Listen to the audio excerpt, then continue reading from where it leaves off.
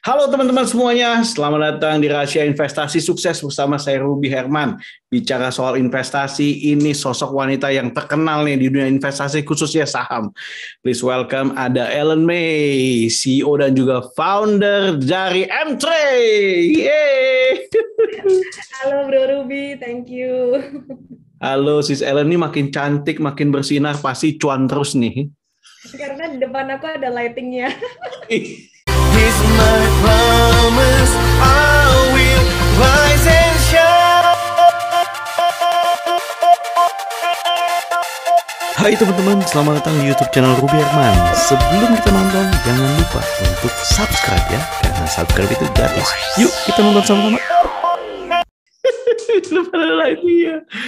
Wow, kalau mungkin banyak nih orang yang mengenal sosok Ellen May sebagai seorang yang akan merekomendasikan saham-saham mana nih yang akan meningkat dan saham-saham mana yang perlu dihindari gitu kan, karena sosok Ellen May ini banyak sekali ya kan memberikan gaungan-gaungan gitu ya atau merekomendasi. Nah, tapi sebelumnya mungkin banyak orang yang belum tahu asal muasal seorang Ellen May nih.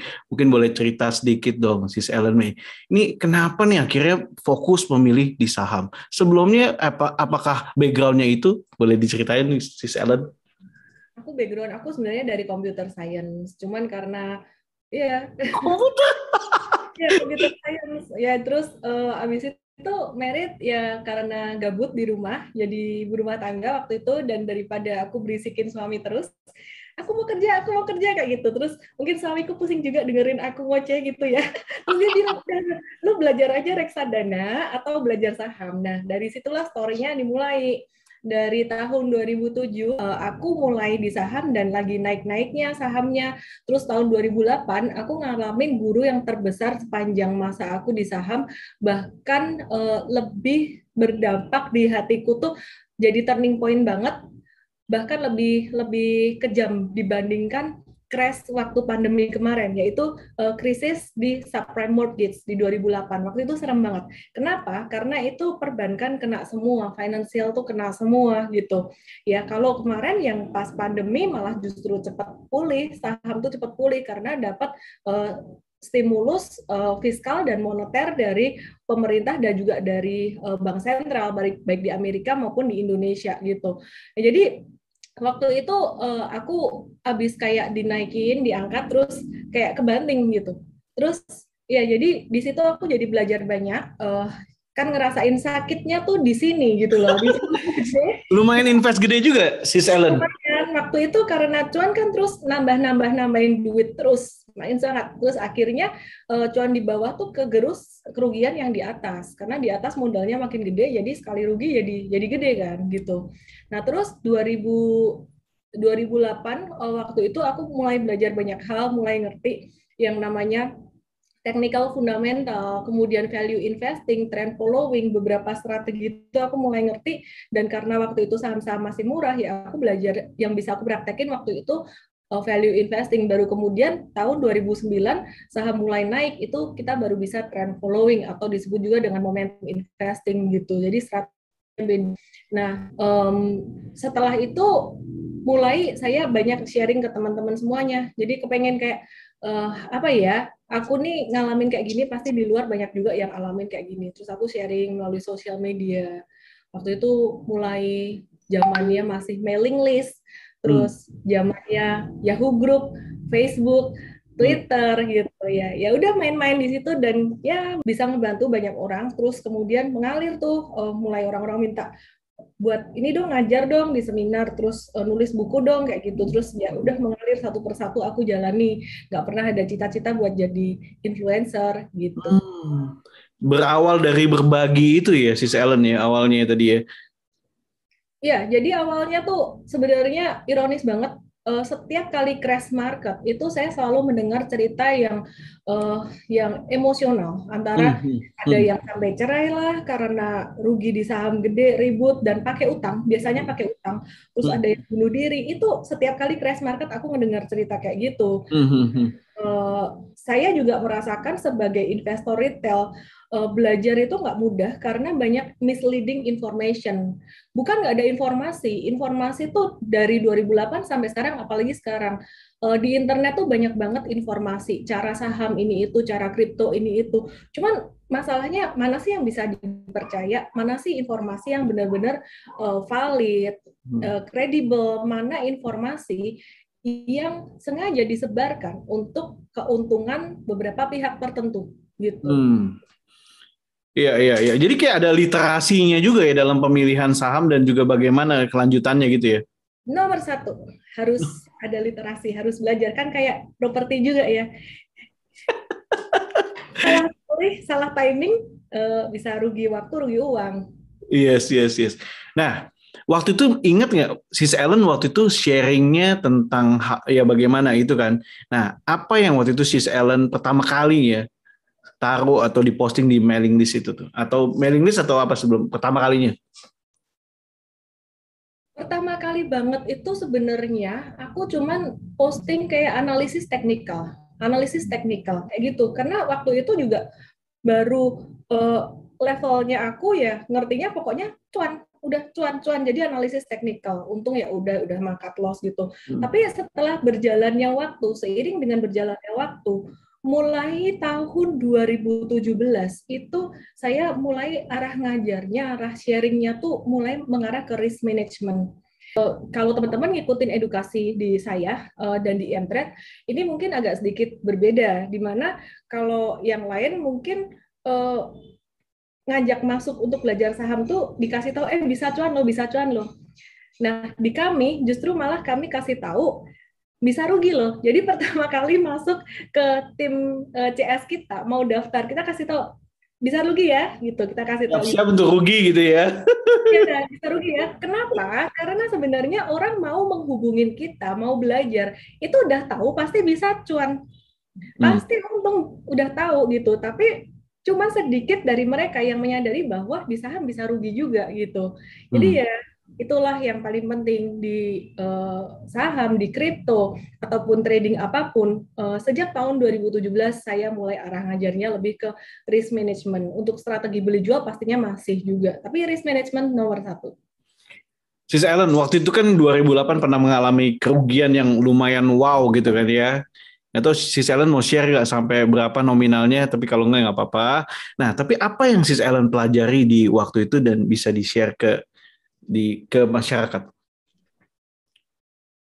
Basically, aku lupa ya, pastinya waktu itu uang aku berapa, aku lupa tepatnya. Tapi aku mulai tuh dengan modal yang kecil banget gitu. Jadi aku mulai dari modal kecil waktu itu ibu rumah tangga yang mencoba dikit-dikit gitu, dikasih modal sama suami awalnya 20 juta.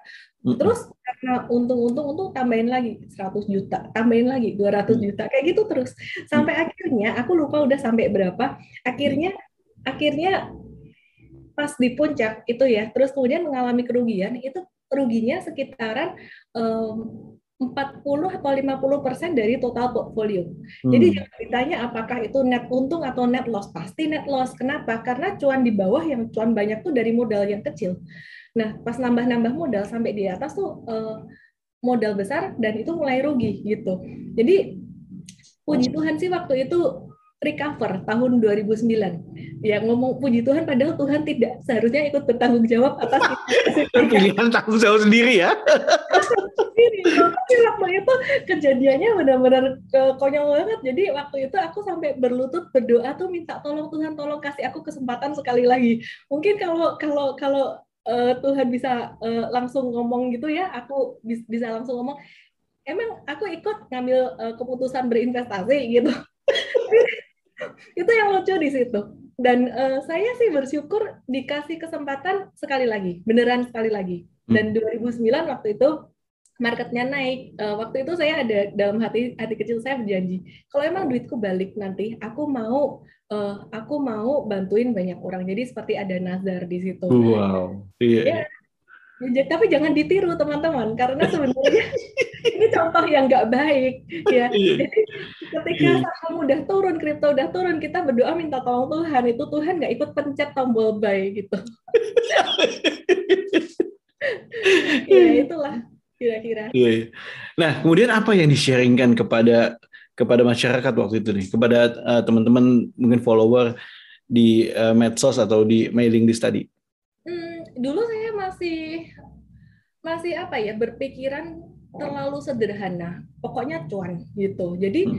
waktu itu ketika saya ajak teman-teman, yuk beli ini, beli itu, beli ini, beli itu, marketnya lagi bullish 2009, 2010 ya nggak ada masalah. Sampai masuk tahun 2013 itu turun lagi, marketnya lumayan turun lagi. Baru di situ saya menyadari bahwa wah nggak bisa kayak gini nih, terlalu orang tuh terlalu ketinggian ekspektasi gitu. Jadi Hmm. kita mulai lebih banyak educating-nya daripada rekomendasi sahamnya gitu. Karena sebenarnya kalau cuma ngasih rekomendasi saham nggak mendidik. Yang paling penting itu sebenarnya mental. Mental orang di saham tuh harus diasah supaya mentalnya tuh berani, satu berani, tapi berani yang terukur, terus kemudian mental let go. Jadi harus let go. Contoh, udah jual saham nih, baik profit taking maupun membatasi kerugian. Udah dijual, sahamnya naik lagi, ya udah Hmm. let go. Let go ya. Berarti sering nyanyi dong si Ellen-nya. Let it Let it go. go gitu. Nggak mas aja sering nyanyi dong. Ya betul. Let it go itu jadi lagu kebangsaannya trader saham harusnya.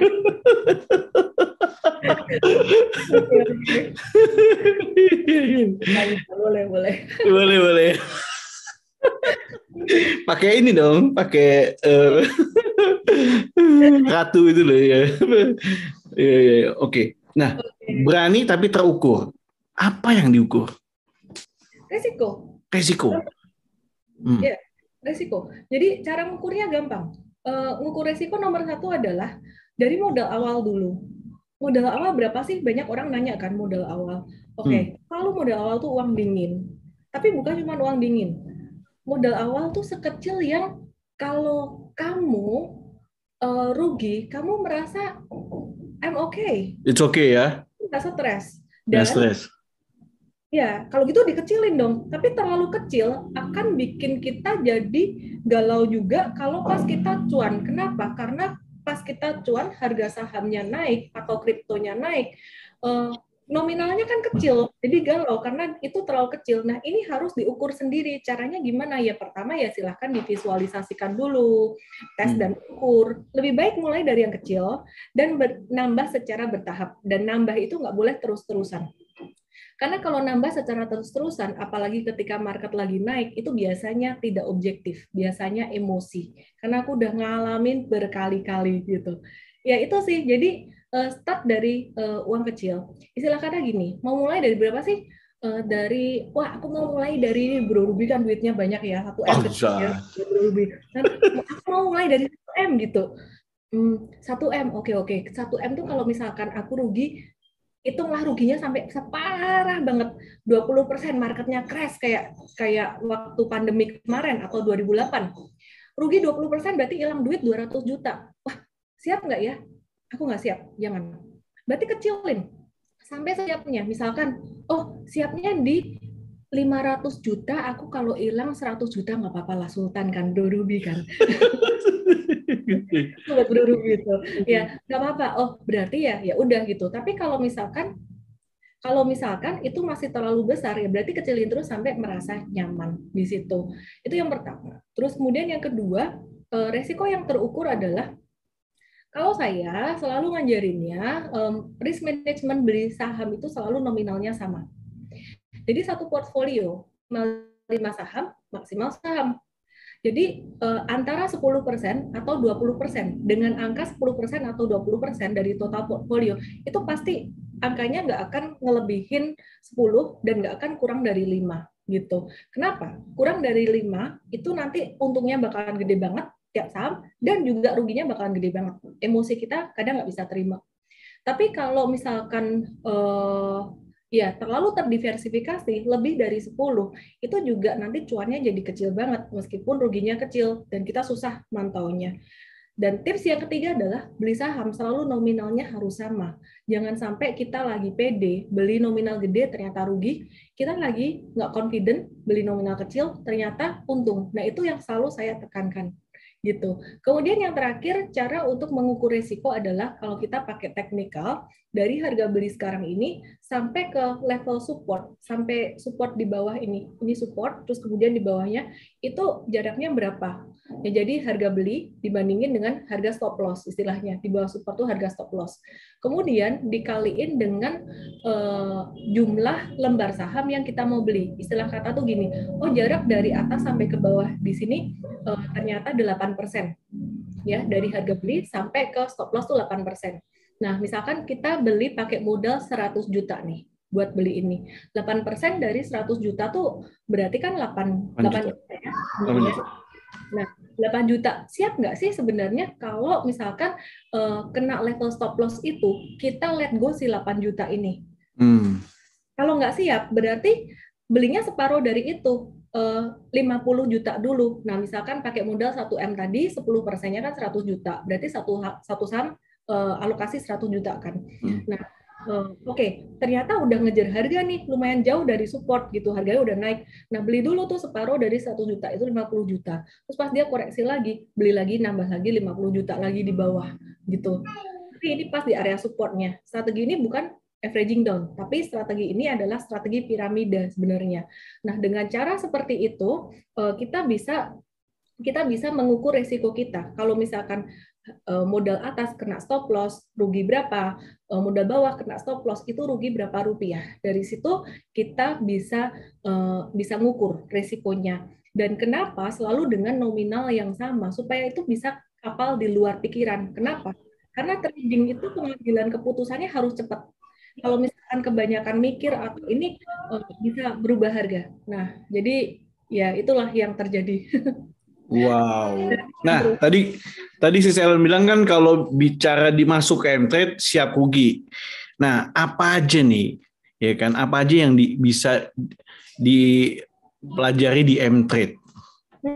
Sebenarnya siap untung dan siap rugi sih, bukan siap rugi aja dong, gitu ya. Pasti kan semuanya mau untung. Dan siap membatasi risiko, lebih tepatnya itu. Jadi yang perlu dipelajari pastinya ya yang pertama mindset dulu. Yang tadi kita udah obrolin, kemudian manajemen risiko seperti yang tadi kita udah obrolin juga. Dan yang ketiga sebenarnya tinggal prakteknya setiap hari. Karena teori gitu. Jadi kita bisa tuh kasih semua e-book kita, analisis teknikal, video, seminar, workshop kita semua rekaman ada di M3. Cuman day to day-nya itu yang kita perlu mengasah keberanian kita, mengasah intuisi kita. Itulah pentingnya kita kasih yang namanya real time stock pick, itu sebenarnya untuk latihan juga, dan kemudian morning briefing. Morning briefing itu tiap pagi kita kasih guidance, direction. Ini market mau kemana hari ini, kira-kira kayak gitu. Dan setiap Sabtu kita kasih seminar edukasi. Jadi wrap up minggu ini gimana, next week kayak gimana. Wow, oke. Nah, jadi untuk membership dari M-Trade ini sifatnya seperti apa nih? Tahunan atau? Kita ada yang gratis. Kita yang ada yang gratis. Jadi download aja aplikasinya M-Trade, itu gratis, dan kita semakin memperbanyak konten untuk para gratisan juga gitu. Gratis.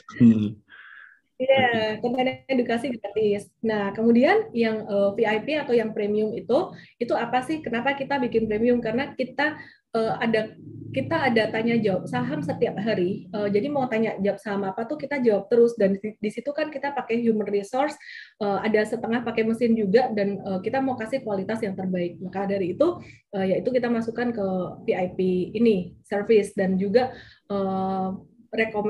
stock pick ya, bukan rekomendasi. Stock pick atau review sahamnya kita kasih buat yang VIP juga. Kenapa? Karena kita mau orang komitmen di situ, bukan cuma sekedar ngelihat rekomendasi kemudian people come and go. Kenapa kita kasih buat VIP untuk stock pick-nya atau pilihan review sahamnya? Supaya orang belajar. Karena mereka udah istilah kata ada uang sekolahnya, itu mereka pasti mau belajar gitu. Dan analisis, report, research itu kita kasih untuk yang VIP gitu. Morning briefing itu kita kasih untuk yang VIP juga. Oke, ini dilakukan by mailing list ya untuk morning briefing atau? Aplikasi, semuanya by aplikasi semuanya. Semua di aplikasi. Jadi semua ya. Aplikasi. Wow. Betul. Iya, iya, iya. Oke, nah bicara soal ini saat ini lagi pandemi nih. Nah, tipe investasi di mana nih menurut Sis Ellen May nih kalau saat ini kalau bicara ini kan masih hubungan sama saham kan. Nah, bagaimana nih? Mungkin Sis Ellen bisa kasih secara preview tentang lagi pandemi gini apa peluang-peluangnya. Nah, siapa tahu kalau yang pengen tahu lebih lanjut kan bisa join di M-Trade. Iya, jadi sebenarnya yang pertama berinvestasi itu nggak harus saham, tetap harus ada diversifikasinya. Kan Bro Ruby ahli di investasi properti gitu ya. Mungkin teman-teman yang lain juga ada yang mau diversify di emas, di bonds, itu bisa juga. Nah, sedangkan kalau untuk saham sendiri, seperti biasa, saya mau infoin bahwa saham ini jenis investasi yang termasuk lumayan high risk kalau teman-teman nggak ngerti strateginya. Nah, tentang strategi investasi di saham sendiri pada masa pandemi saat ini bisa dibagi jadi dua. Jadi kalau mau jangka panjang dan juga jangka pendek nih ya, bahkan tiga sih, jangka menengah. Jangka panjang tuh lebih dari 1 tahun ya, jangka menengah beberapa bulan, jangka pendek itu yang swing trading harian. Nah, untuk jangka panjangnya teman-teman bisa memilih saham-saham yang sifatnya value investing gitu. Beberapa saat ini perusahaan yang valuasinya sangat murah sekali itu dari sektor consumer good, contohnya ICBP dan Indofood CBP sukses makmur. Disclaimer teman-teman ya, ini bukan sebagai perintah beli dan jual dan pasti ada resiko juga di sini. Nah, valuasi dari perusahaan ini sangat-sangat murah sekali dan bagus untuk very long term investment. Cocok buat teman-teman yang kelebihan duit dan bingung duitnya mau taruh di mana. Properti udah ada, deposito udah ada, tapi bunga bank kecil nih, kayak Bro Ruby nih, duitnya banyak banget, bingung mau taruh di mana. Bisa. long term for years to go, itu boleh di value investing di saham-saham ini. Tapi teman-teman yang mau return cepat, nggak cocok di sini. Kenapa? Karena dia akan naik gitu, dia akan naiknya lama. Kemudian yang kedua, pilihan kedua untuk long term investing, bisa memilih perusahaan perbankan, 4 perbankan besar seperti BCA, Bank Mandiri, Bank Rakyat Indonesia atau Bank BNI. Di mana kalau bank-bank ini akan recovery-nya lebih cepat. Kenapa? Karena nanti kalau COVID-19 udah membaik, investor asing kembali masuk ke Indonesia, sektor finansial atau perbankan ini mereka akan beli duluan, jadi bakalan naik duluan. But again, untuk 4 perbankan besar ini, saya lebih suka untuk long term investing. Jadi bukan buat return jangka pendek, meskipun return dia lebih cepat daripada sektor consumer good. Kemudian yang kedua, jangka menengah. Jangka menengah ini disebut juga dengan momentum investing atau momentum trading, dan juga mengkombinasikan dengan strategi growth investing. Bukan berfokus pada valuasi lagi, tapi berfokus pada pertumbuhan perusahaan. Nah, sekarang yang lagi menarik itu perusahaan-perusahaan di sektor teknologi, bank digital, dan semua yang berbau tech. Semua berbau tech. Iya. Dengan sekarang banyaknya IPO dan rencana IPO dari unicorn teknologi masuk ke Indonesia, meskipun Bukalapak kemarin ya sangat fluktuatif ya, habis naik kenceng terus turun dalam, dengan adanya IPO dari perusahaan-perusahaan teknologi ini masih membawa satu euforia yang cukup positif buat Indonesia, di mana Indonesia sekarang jadi punya indeks teknologi. Kalau dulu sekarang indeks teknologi ini ukurannya di market udah mulai gede gitu. Jadi ini untuk jangka menengah atau untuk momentum trading, momentum investing, growth investing ini masih bisa. Nah, kalau untuk yang jangka pendek, nah ini teman-teman harus sangat memahami analisis teknikal karena kita mainnya pakai candle gitu. Jadi yang jangka pendek ini harus benar-benar belajar banget gitu. Nah, semakin kecil rentang waktu, pastinya cuannya akan semakin cepat. Tapi turunnya naik cepat, turun juga bisa cepat gitu. Sebagai contoh kegilaan yang terjadi di market akhir-akhir ini ketika video ini diambil ya. 2 minggu yang lalu itu saham Bank Newcomers itu naik sekitaran 200% lebih, bahkan 300%. Dalam rentang waktu kurang dari 1 bulan. Kenapa? Story digital. Karena downloader dia tuh udah banyak banget. Saham Newcomers itu dia punya aplikasi Neo Plus, downloadernya tuh udah 6 juta plus dan dia punya ekosistem di bawah Aku Laku, di bawah Ant Financial yang harapannya ke depan bakalan bisa jadi bank digital mengcopy jejaknya si Ant Financial ini, grup Alibaba gitu. Jadi itu jadi satu pilihan yang cukup menarik buat banyak investor, fund manager semua banyak yang suka. Banyak yang berharap saham ini akan naik mengekor Arto atau Bank Jago gitu. Dan juga ada satu lagi yang namanya Bank Aladin Syariah. Tapi Bank Newcomers ini dia downloadernya paling banyak banget. Dan kemarin banyak yang belum sadar akan hal itu ketika investor mulai kumpulin saham itu dia naik sekitaran 200 sampai 300% dalam waktu kurang dari 1 bulan. Tapi ketika dia udah sampai di puncak nih, udah sampai naik tinggi ya. Dan waktu itu kebetulan pas bertepatan dengan IPO Bukalapak, mungkin banyak teman-teman yang hajar beli saham Bukalapak dengan hutang, dengan fasilitas T plus sekuritas, sehingga pada hari keempat mereka harus bayar hutangnya itu. Nah, nggak mau dong jual rugi, jual saham yang lagi rugi, waktu itu Bukalapaknya mungkin masih rugi, terus jualan saham-saham yang masuk salah satunya si BBYB ini. Jatuhlah si saham itu jadi auto reject bawah bertutur. Jadi di saham tuh ada istilah ARB atau reject bawah tuh di mana jatuhnya tuh mentok dibatasin sama IDX sampai sekitaran 7%. Hampir 7% itu. Jadi jatuh 7% tuh udah nggak bisa jual saham karena nggak ada penawaran beli lagi. Sorry, nggak ada permintaan beli lagi. Semuanya penawaran jual di harga terendah, batas terendah hari itu. Dan berhari-hari terjadi auto reject bawah. Nah, itu kalau teman-teman yang masih pemula salah beli di atas, kemudian terjadi ARB kayak gitu, itu bisa stres banget gitu ya. Jadi inilah yang disebut dengan trading. Welcome ke dunia trading gitu. Jadi dunia trading ini bisa closing trading bisa cepat untung banget, tapi risikonya juga kita harus maintain banget gitu.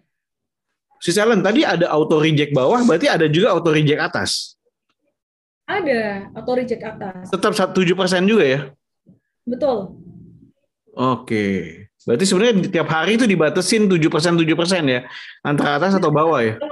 Auto reject atas, dia batasnya sekitar 24%. Ada juga 24. saham tertentu yang auto reject atasnya itu bisa sampai 30% lebih gitu.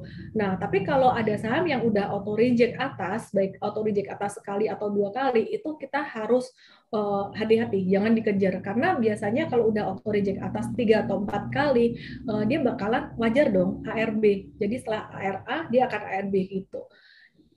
Seru gitu, seru. Makanya memacu adrenalin mungkin nggak secepat gerakan di kripto kali ya. Jadi teman-teman yang udah di kripto udah kebiasa dibanting-banting di kripto. Kalau kripto kan mungkin nggak ada auto reject bawahnya ya. Di kripto kan nggak ada auto reject bawah kali ya. Nggak ada. Nggak ada, nyemplung aja gitu ya. Nggak ada nyemplung aja itu tuh ya. Iya betul. Juga nggak ada auto reject atas ya. Di kripto nggak ada juga kan? Nggak ada. Jadi itu benar-benar kalau turun dalam tuh, turun dalamnya parah banget. Yang pernah aku ingat sehari sebelum aku ulang tahun tuh tanggal 19 Mei waktu itu, kripto tuh nyemplung 50% kalau nggak salah. Jadi dalam 1 jam. 1 jam ya? Kita ngelihat harga, kita ngelihat wallet kita di kripto tuh udah kayak dingin gitu. Jadi teman-teman yang udah di kripto di saham kayak gini mungkin nggak terlalu berasa gitu. Tapi but again jangan gambling, jangan gambling. Caranya supaya nggak gambling adalah money management tadi di awal diatur. Waktu kripto jatuh nggak sempet doa lagi tuh? Waktu kripto jatuh udah nggak sempet doa lagi waktu itu. Udah tobat. Oke. Udah bisa itu gitu. Oke, Sis Ellen. Nah, mungkin juga banyak nih yang pemula-pemula ya kan yang ingin masuk misalnya ke saham gitu kan ya.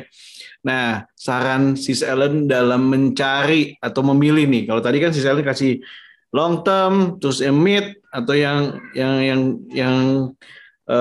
cepat gitu kan ya. Nah, sebaiknya kalau safety kan tadi harus pakai uang dingin kan. Nah, kalau dalam pemilihan itu lebih baik kalau misalnya pemula, saran dari Sis Ellen lebih pilih yang mana sih?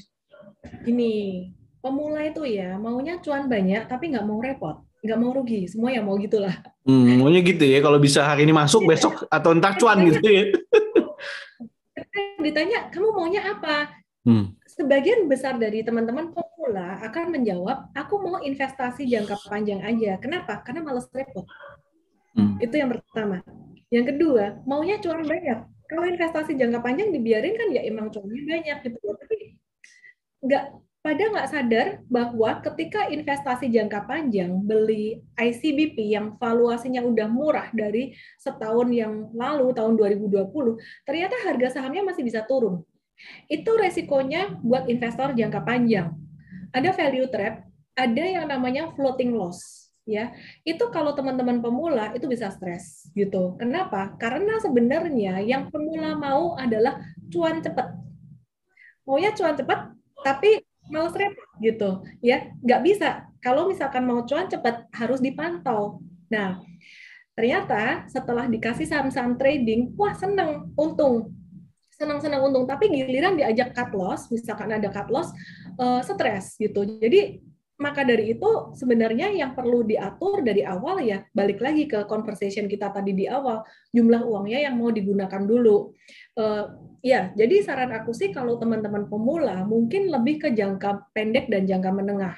Kecuali teman-teman benar-benar punya uang yang benar-benar uang lebih banget, dan istilah kata tuh daripada ditaruh di bank deposito bunganya kecil, yaitu boleh ditaruh di value investing tadi buat long term. Jadi jangan harap kalau value investing tuh jangan harap cuan cepat, itu aja. Wow, amazing nih. Satu lagi bro, resikonya satu lagi. Investasi jangka panjang, kalau investasinya bagus, itu return-nya memang bagus. Untuk long term itu return-nya bagus. Tapi begitu salah berinvestasi, itu bisa costly banget di waktu dan juga di uang. Ya, jadi saya ada pengalaman dengan saham Unilever. Unilever ini yang di tahun 2020 kemarin, kita lihat valuasinya udah murah. Tapi dia turun terus, dan itu baru dari tahun 2020. Saya sempat beli juga, tapi kemudian saya keluar. Akhirnya saya pilih untuk ya udah saya trading aja gitu. Banyak teman-teman yang masuk dari tahun 2018. Jadi meskipun perusahaannya sangat bagus, perusahaan ini sangat kuat sekali, tapi harga sahamnya turun terus. Kenapa? Karena sebenarnya cara harga saham bergerak itu tidak benar-benar 100% seperti dengan apa yang terjadi pada fundamental perusahaan tersebut. Kenapa saham itu bisa naik dan turun? Itu karena demand and supply, ya, demand and supply sebenarnya. Jadi kita lihat investor, institusi, fund manager, kemudian investor retail, mereka tuh sekarang seleranya lagi di mana sih? Gitu. Jadi kalau mereka lagi senangnya perusahaan teknologi, ya udahlah kita lihat chart perusahaan teknologi bagus, kita ngikut gitu. Bergerak ke sana ya. Betul. Investasi ke sana, baru dapat spare cuannya lebih tinggi gitu ya. Betul, lebih ke arah trading jadinya. Iya. Nah, Sis Ellen sendiri kalau lihat nih atau estimasi atau arahan dari Sis Ellen ini, industri-industri mana yang berpeluang untuk mengalami kenaikan?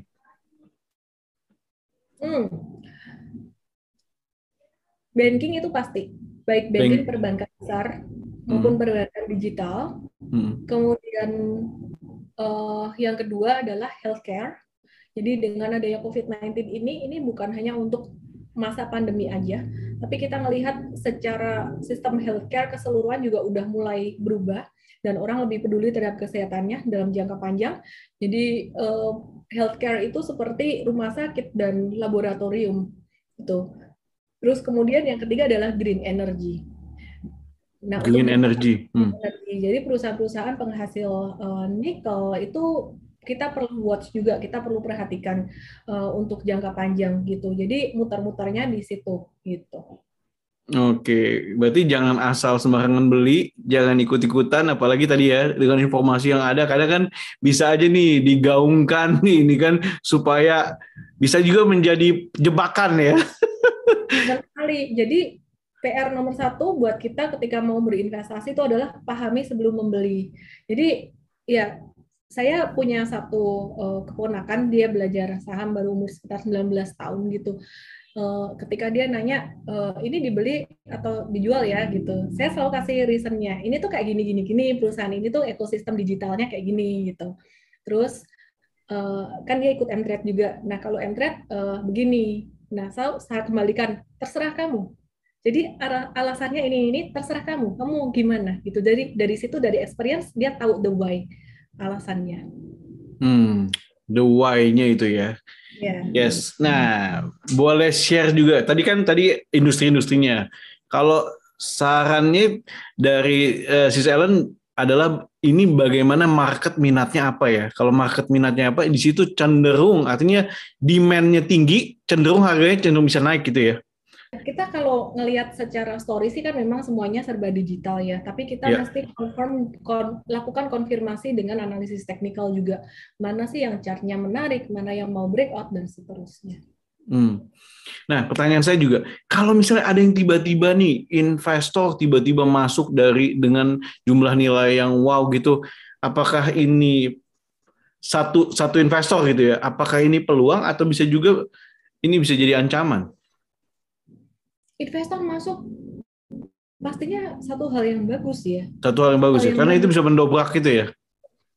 Ya, jadi kita melihat beberapa waktu terakhir ini di bulan Agustus investor asing tuh mulai masuk, terutama masuknya pada saham perbankan besar seperti BCA, BRI. Terus kemudian mereka juga ngeborongin saham Bukalapak yang pas turun-turunnya di bawah itu mereka ngeborongin terus beberapa hari. Kita ngelihat ini satu hal yang menarik gitu.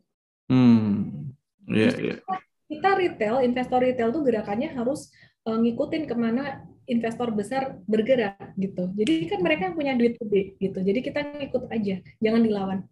Oke, follow the wave ya. Bener, follow ikan besar. Follow ikan besar. Jadi kita punya filosofi, kita ikan-ikan kecil itu ngikut aja ikan besar, dia makan apa, kita makan remah-remahnya nggak apa-apa lah, yang penting selamat. Jangan sampai berenang di depan ikan besar, nanti kamu jadi makanannya dimakan gitu. Ya, pikir sendiri artinya apa. Yes. Ini tips sukses dari Sis Ellen May ini. Ikutin arahnya ikan besar, kita ada di belakangnya aja ya. Iya gitu. Iya, kalau misalnya kayak ikan hiu kan ada juga tuh yang ikan-ikan yang selalu ngikut di dekat-dekat mulutnya tuh. Makan kepala dia nggak apa-apa. Pokoknya jangan di depan ikan itu, di belakangnya atau di bawahnya dikit nggak apa-apa. Di sampingnya gitu ya. Iya sih sebenarnya kalau di saham berarti kita menunggu konfirmasi gitu, breakout di chart. Oke. Yes. Wow, luar biasa Sis Ellen. Thank you so much sih udah berbagi. Sukses banget buat Sis Ellen. Buat teman-teman yang penasaran nih sama M-Trade, bisa langsung download ya Sis Ellen ya itu ya. Di App Store ada. Di iOS juga ada ya. Lengkap semua. Ya, App Store, Play Store ada semua, dan kalau mau join sebagai VIP sih langsung ke mtrade.id aja. Ya, dapat itu tips-tips setiap pagi tuh di aplikasinya dari Sis Ellen May. Wah, sekali lagi sukses buat Sis Ellen May, luar biasa, seneng nih bisa dapat insight-insight tentang saham. Oke, teman-teman, dengan demikian nih usai pulang ngobrol-ngobrol bersama Sis Ellen May, CEO dan juga founder dari M-Trade. Ya, sukses ya buat next step-nya juga nih, go to the next level. Nah, apa nanti bisa follow di IG-nya. Oke, terima kasih teman-teman. Sampai jumpa. Saya Ruby Herman. Dadah.